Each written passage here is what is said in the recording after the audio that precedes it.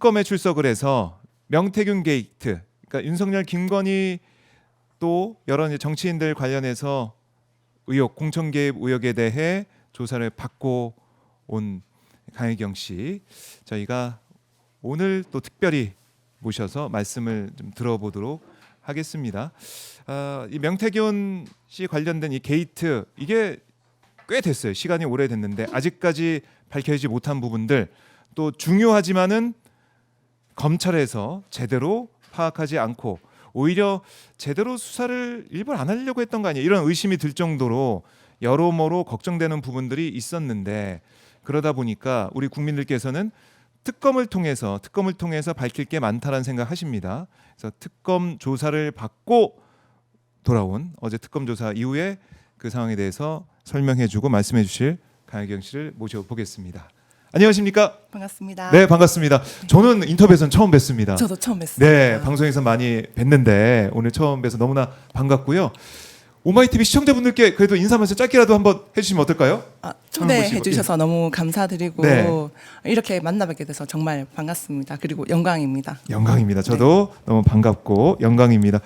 그야말로 오늘 폭우를 뚫고 오신 거 아니겠습니까? 비 많이 왔죠? 네, 비행기 타고 왔는데 네. 왠지 바이킹을 탄 듯한 느낌으로 서울에 왔습니다. 예, 지금 폭우 때문에 여기저기 산사태 또 매몰된 주민까지 있을 정도로 너무나 걱정된 네네. 상황인데요. 비 피해가 없기를 정말 네. 다시 한번 바라겠습니다. 자, 사실은 여러 방송에서 우리 강희경 씨한테 인터뷰 요청을 했다라고 들었는데 네. 다 거절하고 네. 우리 오마이TV에 출연을 하셨습니다.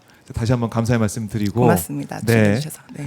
오늘 여러 가지 좀 여쭐 말씀들이 많은데, 우선은 어제 참고인 자격으로 특검 가서 조사를 받으셨습니다. 네, 네. 오전 10시부터 9시간 정도 조사를 받으신 거죠? 네, 나왔을 때가 한 6시 45분쯤 됐었거든요.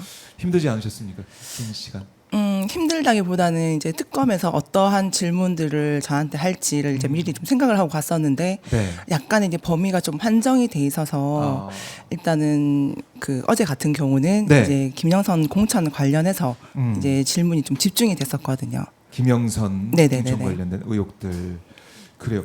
이 어떻게 보면은 전체적으로 보면은 분위기, 그러니까 검찰의 수사들 받으셨고 네네, 네. 특검에 이제 올라와서 수사 받으셨는데, 조사를 받으셨는데 어땠습니까? 전체적인 분위기 보자면 특검 분위기가 조금 아직 정리가 안 된 듯한 느낌이 엄청 강했었고, 네. 그 일단 지금 경찰서라든지 여기 이제 그 불법 여론조사라든지 선거 관련했던 조사들이 그 건들이 많습니다. 더불어민주당에서 고발했던 건이라든지 시민단체에서 또 고발했던 건들이 있는데, 명태균 게이트와 관련해서 네. 이 건들이 다 이제 특검으로 이제 오기는 했지만은 아직 그 자료들을 완벽하게 분석이 안 된 것 같더라고요. 그 시간도 엄청 좀 많이 필요한 것처럼 이렇게 느껴졌었습니다. 예. 일단 자료 정리부터 해서 네네. 여러모로 준비할 사항들이 많다라는 네. 거 정리해 주셨고, 사실은 이 명태균 공천 개입 사건 이 수사에 대한 이 특검의 관심도, 뭐 중요도, 이것도 저희가 좀 궁금한 부분인데, 일단은 특검이 그래도 강혜경 씨를 불러서 참고인 네. 자격으로 네네. 말씀을 들은 것은 진실이 좀 밝혀지길 바라는 마음, 국민들의 뜻도 담겨 있고, 네네. 또 이 강혜경 씨도 이제 밝혔듯이 진실이 이제 밝혀지길 바라는 마음에 또 조사에 응하신 거 아니겠습니까? 네, 맞습니다. 간절한 마음입니다. 간절한 마음으로 네네. 응했다. 그럼 김영선 건에 있어서는 어떻습니까? 한 걸음 좀 다가간 느낌이 좀 듭니까? 어떻습니까? 다가갔다기보다는 제가 네. 그 작년에 창원지검에서 조사를 엄청 많이 받았었거든요. 네. 그리고 김영선 그 2022년도 보궐선거 공천 개입 관련해서는 윤석열 대통령 당시에 그 여론조사가 이제 포함이 돼 있기 때문에 그 여론조사 건까지 네. 이제 그 공천 개입으로 조사를 했었고, 24년도 이제 그 언론에서 얘기되는 그 김상민 전 검사 네. 그 부분까지 이제 조사가 됐었는데, 새로운 질문보다는 이미 이제 제가 그 진술했던 부분에 대한 이제 확인 작업, 네. 그리고 이제 2024년도에 관련해서는 제가 따로 진술했던 부분들이 없거든요. 거의 좀 작기 때문에 그 부분에 대해서 이제 검찰이 한 번 더 저한테 확인하는 그런 조사였습니다. 그러니까 조사가 돼 있는 것들 좀 확인하는 그 작업을 네네. 특검이 일단은 했다. 그 말씀은 추가로 특검에 몇 번 더 가실 수도 있다, 이렇게도 들리기도 하는데요. 일정이 아직 확정은 아니지만 지금 그러니까 예를 들면 그 홍준표 전 시장, 오세훈 전 시장이라든지 다른 또 다른 이제 인물들 좀 뭐 조문희 윤석위원이라든지 이런 부분들에 대해서 아직 그 완벽하게 서류 검토가 안 됐기 때문에 이 건들에 대해서 저도 조사를 받았거든요. 네. 경찰에서. 그래서 이런 부분 저런 부분들을 확인하고 결론적으로 한 번 더 제가 이렇게 출석을 해야 되지 않을까라는 생각이 들었었습니다. 또 출석하실 마음도 있고, 있으신 네, 거예요. 언제든지 부르면 응할 생각입니다. 네, 진실을 위해서 네네. 최대한 노력을 하겠다 이런 맞습니다. 마음을 굳게 먹고 계신 것 같은데 지금 보면은 어제 이 조사한 그 특검 검사 창원지검에서 사건 담당했던 검사 네, 맞습니다. 네. 그러면 뭐 워낙에 더 서로지 않으니까 네, 맞습니다. 그러니까 편하게 또 조사가 진행됐겠네요. 그렇죠. 그러니까 저를 담당하셨던 이제 그 검사였고 네. 이제 이 부분에 대해서 정말 잘 알고 있는 부분 그 분이시라 엄청 저도 좀 편안하게 조사에 임했었습니다. 네, 그래요. 이 수사가 진행되면서 또 강혜경 씨의 도움이 필요하고 이럴 때 또 네. 특검에서 요청할 것 같은데 어제 나가시는 모습 보니까 자료를 또 많이 들고 가셨더라고요. 일단 네 제가 갖고 있는 일체 자료 어. 그리고 그 포렌식을 저희가 그 변호인단에서 자체적으로 했었던 자료들이 있습니다. 그 자료를 정리했던 거 그리고 원본들 그리고 그 미안소라든지 제 개인 계좌라든지 이런 계좌 내역까지 일체 자료를 다 제출을 했습니다. 다 가지고 있는 걸 다 네네. 제출했다. 그러니까 좀 만반의 준비를 하셨고 네네. 그리고 특검 들어가기 전에 기자들 일문일답 하시는 인터뷰 과정을 보니까 콕 집어서 두 사람을 언급했어요. 네 맞습니다. 이준석, 윤상현. 네네. 어떤 뭐 의도를 가지고 말씀하신 건지 궁금합니다. 의도보다는 예. 김영선 공천이라 하면 김건희 역할도 중요했지만 그 당시에 당대표였던 이준석 그리고 공관위원장이었던 윤상현 씨의 역할도 엄청 컸었거든요. 네. 그리고 그 이창구의 이제 전략 공천을 받기 위한 약간의 빌드업 과정에서 그 명태균 씨가 저한테 이제 얘기하는 부분에 준석이가 뭐 이기는 조사를 가지고 오란다 네. 해서 여론 조사를 실제적으로 조사를 했던 건도 있지만 아, 아예 조사를 진행하지 않고 그리기식으로 해서 여론조사 보고서를 만들어서 이준석한테 보고를 하는 그렇죠. 그런 작업도 있었기 때문에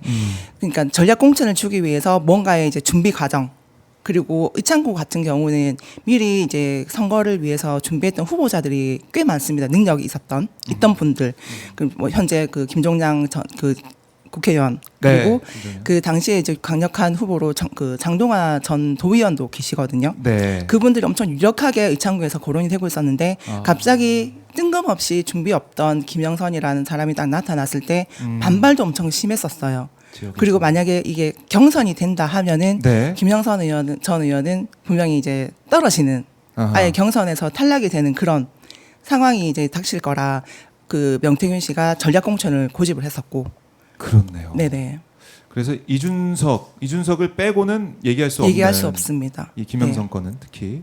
근데 이해가 안 되는 게 그러면은 이준석에 대해서도 특검이 당연히 네. 물어봤을 것 같다는 생각이 드는데. 이미 그 창원지검에서도 이제 질문이 있었고 아, 그리고 지금 포렌식을 했고 명태균 씨가 사용했던 그 PC에서도 이준석 씨와 뭐 대화라든지 네. 그리고 제가 사용했던 그 PC에서도 일부에 이런저런 정황들이 좀 많이 나와 있어서 일단 이준석 그 지금 현재 그 의원도 일단은 이 안전한 범위에 들어가지 못한다. 일단 그 참고인 조사를 한번 받은 걸로 알고 네. 있거든요. 아마 특검에서도 조사를 받아야 된다라고 생각을 하고 이번에 제가 좀 개인적으로 검사님한테 질문을 드렸던 게 있어요. 예, 뭐라고 하셨어요? 윤상현 의원은 압수수색을 했으면서 왜 이준석 의원은 압수수색을 안 하셨습니까? 했더니 순간 당황을 하시더라고요. 근데 답변을 안 하셨어요. 그러니까 검찰의 계획을 일단은 보완. 아, 특검의 그쵸. 계획은 보완 사항이다 네네. 이런 네. 차원에서. 네네. 근데 그런 질문을 받아서 좀 약간 당황스러운 좀 놀라시는 표정이셨어요. 그러니까 그게 아마 국민들의 마음일 것 같아요. 우리 맞습니다. 강혜경 씨의 네, 저도 질문 국민의 자체가. 한 사람이고 예. 그리고 이제 김영선과 명태균 사이에 정말 이렇게 깊이 간 게 있었던 최측근에서 입장에서 봤을 때도 당연히 이제 이준석 의원이 이런저런 이제 처벌보다는 압수수색이라든지 예. 이런 게 진행이 됐어야 되는데 아직까지 안 되고 있는 거에 대한 약간 의문점이 있어서 말씀드렸던 겁니다. 그러게요. 그러니까 이준석 당시 이제 당 대표 그리고 뭐 윤상현이 네, 공관위원장. 그러니까 이준석 대표가 공관위원 임명한 거고. 네, 그렇죠. 그러니까 이준석, 윤상현 두 사람이 중요한 역할을- 키매냐고 할 수가 있는데 네, 네. 이 윤상현 의원이 공천을 결정하는 과정까지 우리가 쭉 들여다보고 있고 녹취로 나오고 있는데 그 과정에서 보면은 강혜경 씨께서 제일 중요하게 보는 특히 이 점을 주목을 좀 하고 있다. 네네. 공천되는 과정에서 이준석, 윤상현 이 부분에서 어떤 걸 좀 들을 수가 있을까요? 중요해 보는 특검에서. 지점. 특검에서 생각할 때. 제가 예, 생각하는 생각할 지점. 때. 그러니까 김영선을 전략공천으로 확정을 짓는 즉 그 결정적인 과정에서 김건희가 아무리 전략공천을 줘라 하더라도 책임자 2명의 역할이 제일 중요했다라고 저는 판단을 하거든요. 네. 여기에 대해서 이제 일단 저는 이렇게 정확한 증거보다는 일단은 정황상. 약간 이런 게 이제 있다라고 말씀드렸던 거라 네. 특검에서 이 진실을 정말 명명백백하게 밝혀주셨으면 하는 바람입니다. 그러니까 이준석, 윤상현에 주목할 수밖에 없는 그 네네. 이유가 계속 나오고 있고 왜 특검이 열심히 수사 안 하는지 좀 의구심도 있는데 일단은 일전에 뭐 보도 이런 걸 좀 보면 윤상현 의원 압수수색 당시에 영장에 이준석 이름 뭐 있었다 이런 얘기도 나오긴 하더라고요. 아, 그건 제가 확인을 못 해가지고. 아, 네네네. 예. 그래서 이준석 의원도 혹시 피의자로 특검이 일단은 보고 있지 않을까 이런 추정도 좀 해볼 수가 있을 것 같은데 그런 기색이나 기류는 좀 못 느끼셨어요? 그런 것까지는 제가 못 느꼈습니다. 어제는. 어제는 네네네. 김영선에 대해서만 진술한 것에 대해서 확인하는 하는 작업. 네네. 그 시간만 있었다. 그래요. 그러니까 윤상현 의원이 압수수색을 당했다는 것은 어떻게 보면 특검 입장에서는 그것만 놓고 보면 상현이한테 말할 거다 이렇게 얘기하는 그 네네. 녹취 그걸 볼 때 윤상현이 어떻게 보면 윤석열 부부가 경선 결정을 이제 뒤집는 그 네. 역할을 윤석열 부부가 했고 했고. 그 도구로 윤상현을 이제 활용했다라는 그쵸. 걸 생각할 수 있는 거 아니겠습니까? 네네네. 특검도 그럼 그렇게 보고 있다 이렇게 볼 수 있을까요? 일단 그렇게 본다라고까지 결정은 못하겠지만 약간의 느끼는 제가 이제 어제 조사 과정에서는 네. 약간 그런 분위기는 느꼈습니다. 그런 분위기 네네. 있다. 그러니까 윤상현, 이준석은 지금 뭐 모르겠지만 질문했을 때 조금 놀라는 그런 네네. 분위기라고 했지만은 윤상현에 대해서는 확실히 뭔가 뭔가 네. 보고 있다. 특별하게 좀 보고 수사를 하고 있다. 네네. 이런 느낌은 있었어요. 그런 느낌은 받았습니다. 근데 이 통화 내용이 언론에 이제 공개된 직후에 지난해 12월에 윤상현 의원이 휴대전화 또 교체했다는 네네. 얘기도 나오고 있고 아이폰을 이미 제출했지만 그게 또 깡통폰이라고. 깡통폰이라고 네. 생각이 드니까 가능성이 크니까 이런 모습 이걸 보면서 이게 윤상현 의원이 계속해서 증거 인멸을 생각하고 있구나 아니면은 이미 했구나라는 생각이 들어요. 윤상현 의원이 이런 행태를 보면서 어떤 생각 개인적으로 하셨어요? 근데 그 패턴이 예. 제가 김영선 씨를 보면서도 그 패턴을 봤었거든요. 일단 문제가 딱 됐을 때 휴대폰을 이제 교체를 하는 예. 행동이 있었고 이제 명태균 씨가 저한테도 휴대폰을 바꿔라. 이제 검찰 이제 일에 성관이 조사가 되고 검찰에 이제 고발이 되고 하면서 네. 휴대폰을 교체를 해라라는 지시도 있었던 상황이라 어. 약간 이제 그리고 이제 언론에서도 홍준표 전 시장 같은 경우도 네. 문제가 되니까 휴대폰 번호 자체를 바꿨다라는 보도를 또 봤었거든요. 그러니까 약간의 이게 그러니까 증거에 대한 인멸을 하기 위한 행동의 하나지 않습니까? 네.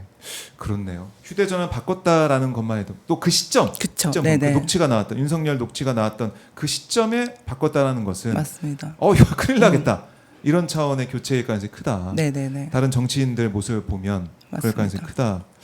윤석열 의원 압수수색을 진행하는 모습도 저희 국회에서 와서 하는 모습을 봤지만은 중요한 거는 압수수색에서 22년 공관위원장 할 때 네네. 그때 명태균과 연락한 자료들이 발견됐느냐 이게 여부이지 않겠습니까? 저도 그게 엄청 궁금합니다. 궁금해요. 네네. 어제 특검에서는 관련돼서 뭐 기색이 없던가요?